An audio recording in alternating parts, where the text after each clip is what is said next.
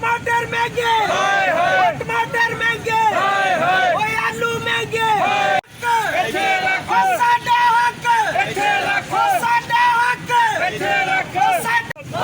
ये डाकू हुकूमत, ये चोर हुकूमत, ये चोर हुकूमत।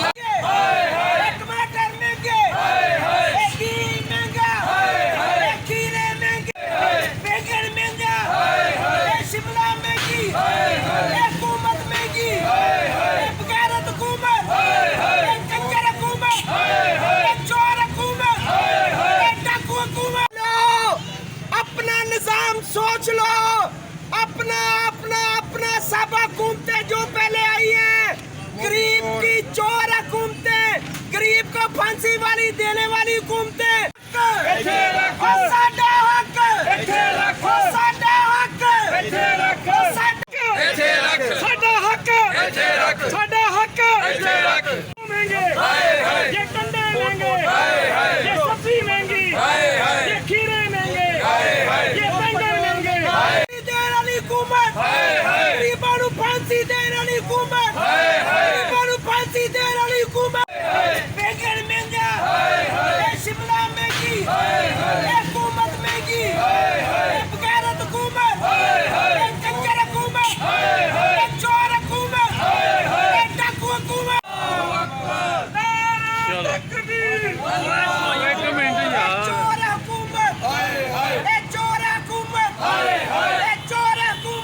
चोर हुकूमत, चोर हुकूमत, बदमाश हुकूमत, गरीब मर गए, मर गए, मर गए, भूखे मर गए, सारे मर गए, ये गरीब मर गए।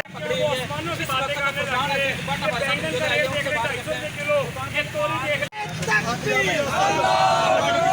चोर हुकूमत, डाकू हुकूमत, डाकू हुकूमत, चोर हुकूमत।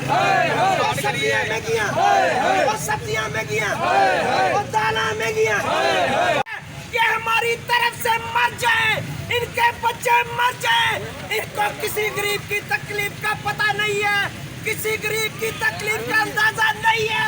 ये सब डाकू है, ये सब चोर है, ये सब हरामजादे हैं।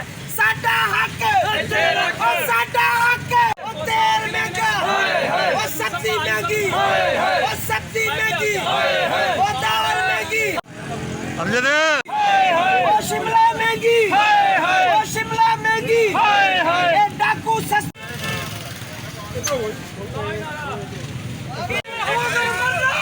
ਕਹਿ ਜਾ ਯਾਰ ਲੱਗਦੇ ਹੁਣ ਬਾ ਠੀਕ ਹੈ ਕਿ ਹੁਣ ਇੱਕ ਮਿੰਟ ਬਾਬਾ ਜੀ, ਇੱਕ ਮਿੰਟ ਠਹਿਰਨਾ